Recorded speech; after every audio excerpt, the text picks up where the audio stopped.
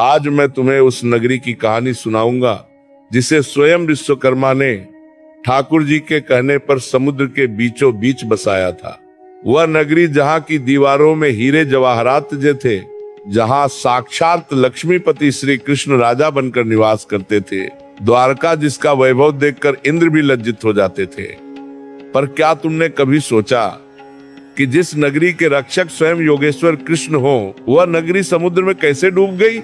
मेरे भाई, श्रीमद् भागवत और महाभारत के मौसल पर्व में इस विनाश का ऐसा वर्णन मिलता है जिसे सुनकर कलेजा कांप जाता है। भगवान कृष्ण गीता के 11वें अध्याय में कहते हैं, कालो अस्मि लोकक्षय कृत प्रवृद्धो, अर्थात मैं लोगों का नाश करने वाला बड़ा हुआ काल हूँ। जब काल आता है तो वह किसी को नहीं छोड़ता, चाहे वो भगवान का अपना ही कुल यदुवंश क्यों न हो। द्वारका के डूबने का रहस्य केवल प्राकृतिक आपदा नहीं था, इसके पीछे दो भयंकर श्राप थे। पहला श्राप दिया था गांधारी ने। कुरुक्षेत्र के युद्ध के बाद जब गांधारी ने अपने 100 पुत्रों के शव देखे तो उसने कृष्ण को दोषी माना।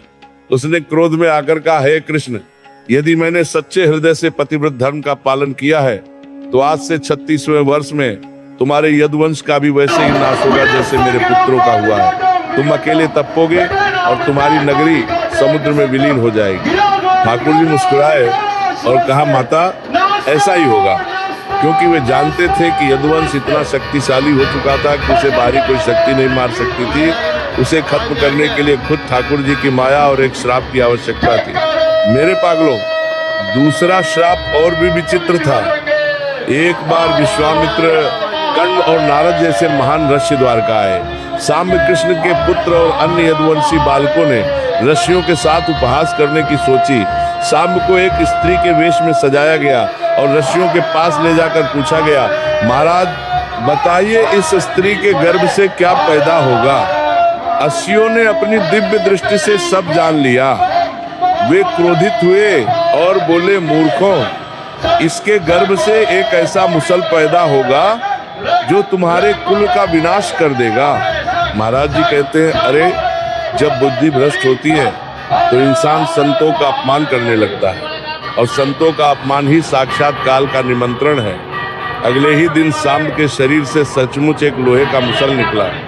यदुवंशी घबरा गए और उन्होंने उस मुसल को पत्थर पर घिस कर चूर्ण बना दिया और समुद्र में फेंक दिया। और वे भूल गए कि होनी को टाला नहीं जा सकता। उस चूर्ण का एक छोटा सा टुकड़ा समुद्र में रह गया, जिसे एक मछली ने निगल लिया।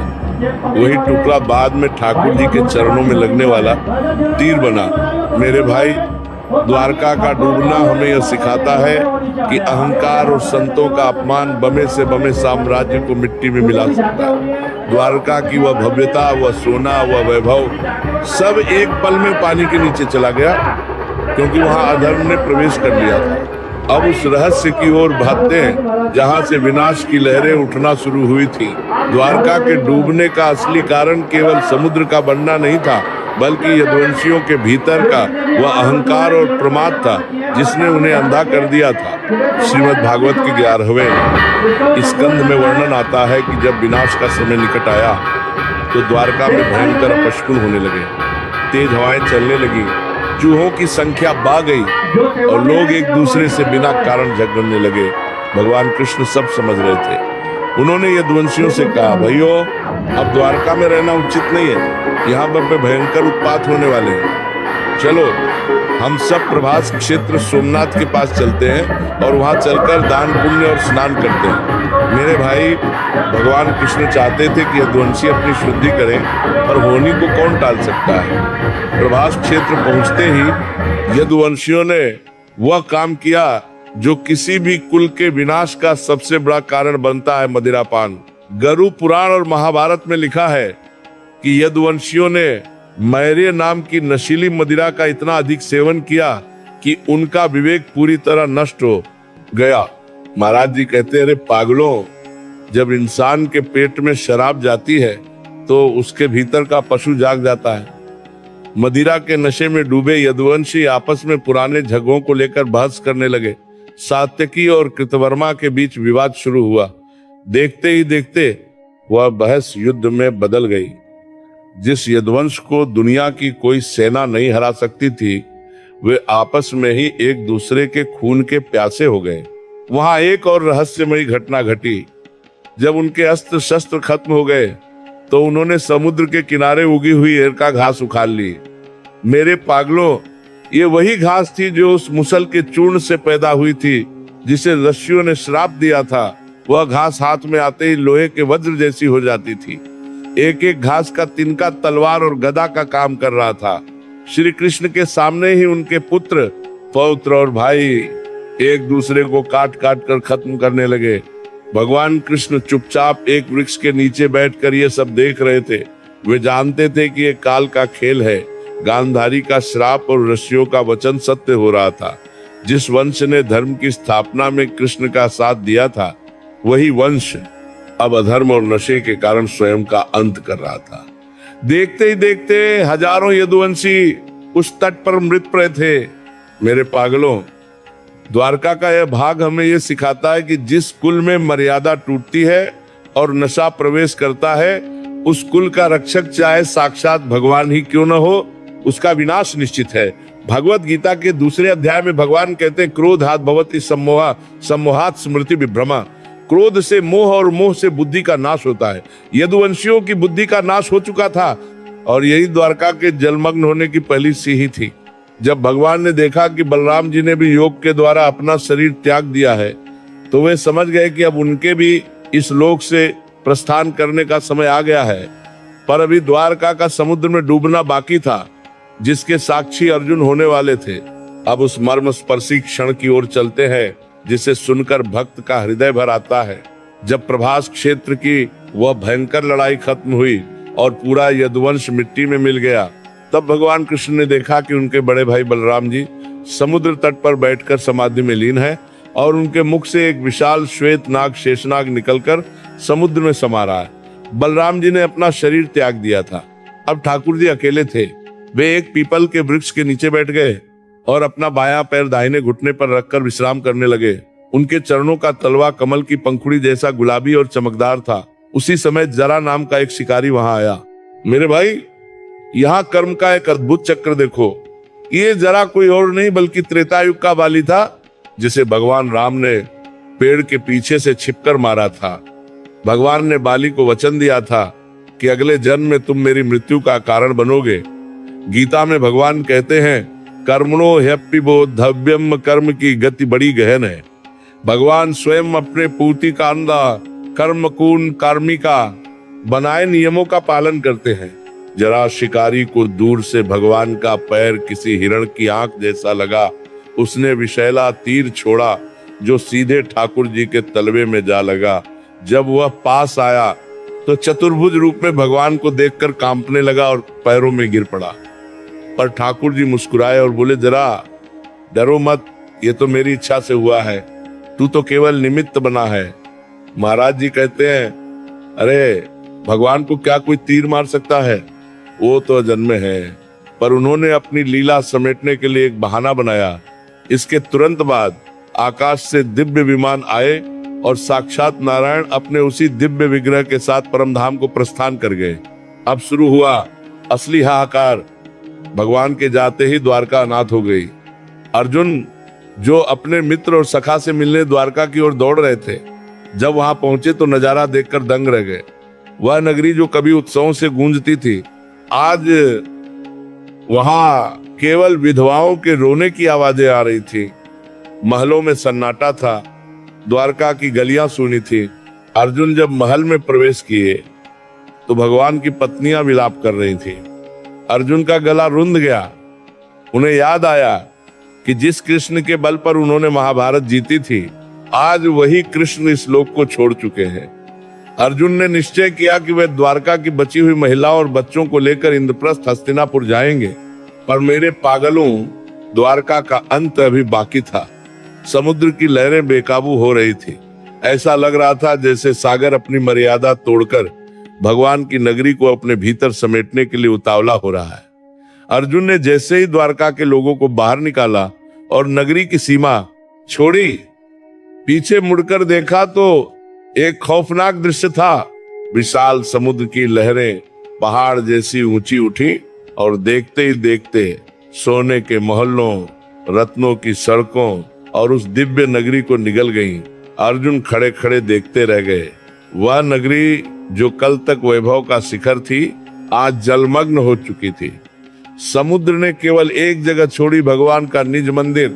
महाराज जी कहते हैं, अरे द्वारका का डूबना ये सिखाता है कि संसार में कुछ भी स्थायी नहीं है। जब भगवान खुद अपनी नगरी छोड़कर चले गए तो तुम इस 2 कौड़ी के मकान पर क्या घमंड करते हो? अब उस रहस्य को समझो जिसे देखकर स्वयं महान धनुर्धर अर्जुन का अहंकार टूटकर बिखर गया। जब अर्जुन द्वारका की स्त्रियों, बच्चों और वृद्धों को लेकर हस्तिनापुर की ओर बढ़ रहे थे, तब रास्ते में पंचंद पंजाब के पास कुछ जंगली लुटेरों आभीरों ने उन पर हमला कर दिया। वे साधारण लुटेरे थे, कोई बड़े योद्धा नहीं। अर्जुन ने सोचा, अरे ये तुच्छ लुटेरे मेरा क्या बिगाड़ेंगे? मैंने तो कुरुक्षेत्र में बड़े बड़े महारथियों को धूल चटाई है। उन्होंने अपना दिव्य गांडीव धनुष उठाया, पर ये क्या, जिस गांडीव की टंकार से शत्रु कांप जाते थे, आज अर्जुन उसे छया तक नहीं पा रहे थे। वे अपने दिव्य अस्त्रों का आह्वान करने लगे, पर उन अस्त्रों के मंत्र ही वे भूल गए। श्रीमद् भागवत में इसका बड़ा मार्मिक वर्णन है। अर्जुन के देखते ही देखते वे लुटेरे यदुवंश की महिलाओं को उठा ले गए। अर्जुन के पास तरकश में बाण तो थे, पर वे खत्म होते जा रहे थे। जो गांडीव कभी थकना नहीं जानता था, आज वह एक साधारण लकड़ी का टुकड़ा बनकर रह गया था। अर्जुन रोने लगे। वे चीख कर बोले, हाँ कृष्ण, हाँ सखा, पर वहां सुनने वाला कोई नहीं था। मेरे भाई, महाराज जी कहते हैं, अरे पागलों, अर्जुन की शक्ति अर्जुन की नहीं थी, वह तो कृष्ण की दी हुई उधार की शक्ति थी। जैसे ही कृष्ण इस धरा से गए, अर्जुन के भीतर का तेज भी चला गया। ये हमें सिखाता है कि हमारे पास जो भी बल, बुद्धि या धन है, वह सब ठाकुर जी की कृपा है। जिस दिन उनकी कृपा हट गई, उस दिन तुम एक तिनका भी नहीं तोड़ पाओगे। जब अर्जुन खाली हाथ और निराश होकर महर्षि वेदव्यास के पास पहुंचे, तो उन्होंने रोते हुए पूछा, हे दस्युवर, मेरी शक्तियां कहाँ चली गई? मैं अपने सखा के परिवार की रक्षा क्यों नहीं कर पाया? तब व्यास जी ने एक बहुत गूढ़ बात कही। उन्होंने कहा, अर्जुन दुखी मत हो, काला सर्वम अलंकारा, यानी काल ही सब कुछ देता है और काल ही सब कुछ छीन लेता है। तुम्हारा कार्य समाप्त हो चुका था। उन शक्तियों का प्रयोजन धर्म की स्थापना करना था जो अब पूरी हो चुकी है। द्वारका का डूबना केवल एक भौतिक घटना नहीं थी, वह इस बात का प्रमाण था कि जब लीला समाप्त होती है तो रंगमंच को भी समेट लिया जाता है। द्वारका के वे सोने के महल और अर्जुन का वह गांडीव दोनों ही कृष्ण के निमित्त थे। कृष्ण के बिना वे सब शून्य थे। आज के वैज्ञानिक जब समुद्र के नीचे खंभात की खाड़ी द्वारका के अवशेषों को देखते हैं तो वे हैरान रह जाते हैं।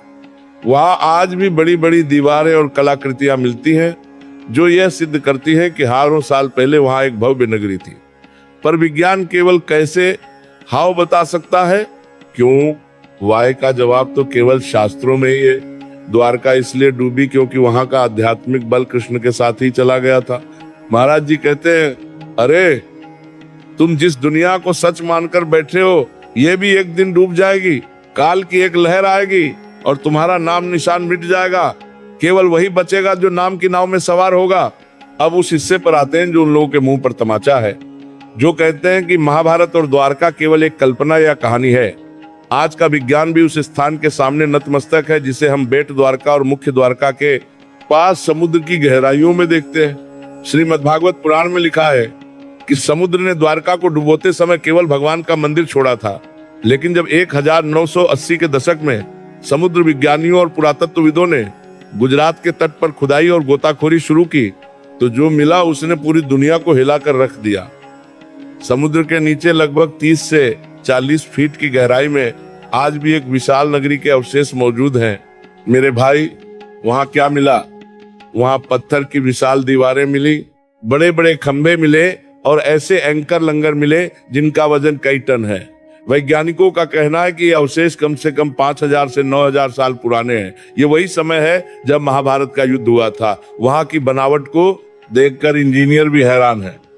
हजारों साल पहले पत्थर को इतनी सटीकता से कैसे काटा गया था? ये वही विश्वकर्मा की कारीगरी थी जिसका वर्णन हमारे शास्त्रों में मिलता है। महाराज जी कहते हैं, अरे पागलो, तुम प्रमाण मांगते हो, ठाकुर जी ने तो सबूत छोड़ रखे ताकि तुम्हारी नास्तिक बुद्धि को ठिकाना मिले। महाभारत में वर्णन आता है कि द्वारका में प्रवेश करने के लिए मुद्राशील की आवश्यकता होती थी। क्या तुम्हें पता है, समुद्र के नीचे की खुदाई में एक 3 सिर वाले पशु वाली मुद्रा मिली है, जिसका वर्णन महाभारत में स्पष्ट रूप से किया गया है। ये कोई संयोग नहीं है, ये सत्य है। अब प्रश्न आता है, द्वारका के खजाने का क्या हुआ? शास्त्रों के अनुसार द्वारका सोने की नगरी थी। लोग सोचते हैं कि वहां आज भी सोना पड़ा होगा, पर मेरे पागलों, अध्यात्म कहता है कि जब भगवान अपनी लीला समेटते हैं तो वह पदार्थ को वापस प्रकृति में विलीन कर देते हैं। वह सोना, वह वैभव अब भौतिक रूप में नहीं बल्कि उस स्थान की ऊर्जा के रूप में वहां विद्यमान है।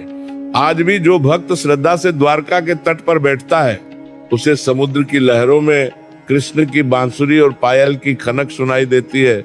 द्वारका की खोज ने यह सिद्ध कर दिया कि काल कितना शक्तिशाली है। जिस नगरी की सुरक्षा सुदर्शन चक्र करता था, उसे भी काल के आदेश पर समुद्र ने निगल लिया। यह हमें याद दिलाता है कि तुम चाहे सोने के महलों में रहो या मिट्टी की झोपड़ी में, जब प्रकृति अपना हिसाब मांगती है तो कुछ भी शेष नहीं रहता। वैज्ञानिक कहते हैं कि शायद किसी भयंकर सुनामी या समुद्र के स्तर बढ़ने के कारण द्वारका डूबी, पर महाराज जी कहते हैं, अरे सुनामी तो केवल निमित्त थी, असली कारण तो वह श्राप और लीला का अंत था। विज्ञान केवल बाहर की हलचल देखता है, पर भक्त उसके पीछे छिपे संकल्प को देखता है। द्वारका आज भी समुद्र के नीचे एक मौन गवाह बनकर खड़ी है। वह हमें बताती है कि ओ इंसानों, देख लो, मैं श्री कृष्ण की नगरी थी, फिर भी काल ने मुझे नहीं छोड़ा। तुम किस घमंड में चूर हो? अब उस रहस्यमयी मोड़ को समझो जहां से इतिहास बदल गया। शास्त्रों में वर्णन आता है कि जिस क्षण भगवान श्री कृष्ण ने इस धरा को छोड़ा और द्वारका समुद्र में विलीन हुई, ठीक उसी पल कलयुग ने पृथ्वी पर अपने दोनों पैर जमा दिए। श्रीमद् भागवत के प्रथम स्कंद में बताया गया है कि जब तक ठाकुर जी के चरण इस पृथ्वी पर थे, तब तक कली की इतनी हिम्मत नहीं थी कि वह अपना प्रभाव दिखा सके। पर जैसे ही द्वारका डूबी, संसार से सत्य और पवित्रता का सूरज ढलने लगा। महाराज जी कहते हैं, अरे पागलों, द्वारका का डूबना केवल एक शहर का अंत नहीं था, वह उस सुरक्षा कवच का हटना था जो मानवता को अधर्म से बचाए हुए था। जैसे ही द्वारका जलमग्न हुई, अर्जुन ने देखा कि लोगों की बुद्धि बदलने लगी है। भाई भाई के खून का प्यासा होने लगा, लोगों में लालच और काम वासना बनने लगी। महाभारत के मौसल पर्व में लिखा है कि द्वारका के विनाश के बाद धर्म के 4 चरणों में से केवल एक चरण बचा। दान, सत्य, तप और दया, ये 3 गुण द्वारका की लहरों के साथ ही कहीं गहरे समुद्र में दब गए। मेरे भाई, द्वारका का डूबना एक चेतावनी थी। भगवान ने दिखाया कि जब समाज में मर्यादा का उल्लंघन होता है और लोग अपने मूल भगवान को भूलकर केवल भोग में डूब जाते हैं, तो प्रकृति उसे स्वीकार नहीं करती। यदुवंशी जो कभी भगवान के सबसे करीब थे, वही सबसे पहले पतन का शिकार हुए, क्योंकि उन्हें अपने शक्तिशाली होने का अहंकार हो गया था। यहाँ एक बहुत गहरी बात सुनो। कई लोग पूछते हैं, महाराज जी, क्या भगवान चाहते तो द्वारका को बचा नहीं सकते थे? अरे भगवान तो सर्वशक्तिमान हैं, पर वे मर्यादा पुरुषोत्तम और लीला पुरुषोत्तम हैं। वे अपने बनाए काल के नियम का उल्लंघन नहीं करते। यदि द्वारका नहीं डूबती तो कलयुग का आना असंभव होता, और कलयुग का आना सृष्टि के चक्र का हिस्सा है। द्वारका का विसर्जन दरअसल नई शुरुआत के लिए पुरानी स्लेट को साफ करना था। अर्जुन जब हस्तिनापुर लौटे तो उन्होंने युधिष्ठिर से कहा, भैया, हमारा सहारा चला गया। जिस सूर्य के प्रकाश में हम चमक रहे थे, वह सूर्य अब अस्त हो चुका है। अब यह नगरी, यह राजपाट और यह जीवन सब सूना है। इसके तुरंत बाद पांडवों ने भी हिमालय की ओर महाप्रयाण करने का निश्चय किया। द्वारका के डूबने ने यह सिद्ध कर दिया कि बिना ईश्वर के संसार की सबसे कीमती वस्तु भी राख के समान है। आज भी जब हम द्वारका के विनाश की कहानी सुनते हैं, तो हमें यह एहसास होना चाहिए कि हम कलयुग के उस दौर में जी रहे हैं जहां धर्म की लहरें हर तरफ उठ रही हैं। महाराज जी अक्सर कहते हैं, अरे तुम्हारी अपनी द्वारका ये शरीर और घर भी एक दिन काल के समुद्र में डूब जाएगी। क्या तुमने उस डूबने से पहले नाम का कोई किनारा ढूंढा है? द्वारका का विनाश हमें सिखाता है कि जिस वैभव में भगवान न हो वह वैभव बोझ बन जाता है। द्वारका सोने की थी, पर जब कृष्ण चले गए तो वह सोना भी बोझ बन गया और समुद्र ने उसे अपने भीतर समेट लिया ताकि वह फिर से प्रकृति का हिस्सा बन सके। अब उस रहस्य की ओर भागते हैं जो भविष्य के गर्भ में छिपा है। बहुत से भक्त पूछते हैं, महाराज जी, क्या वह डूबी हुई द्वारका कभी वापस बाहर आएगी? क्या हम फिर से उस वैभव को देख पाएंगे? मेरे भाई, भविष्य पुराण और श्रीमद् भागवत में एक बहुत बड़ी बात कही गई है। जब कलयुग का अंत होगा और भगवान कल्कि के रूप में अवतार लेंगे, तब सतयुग की स्थापना के समय पृथ्वी का स्वरूप फिर से बदलेगा। शास्त्रों में संकेत मिलता है कि जैसे जैसे धर्म बतेगा, समुद्र अपनी सीमाओं को पीछे समेटेगा।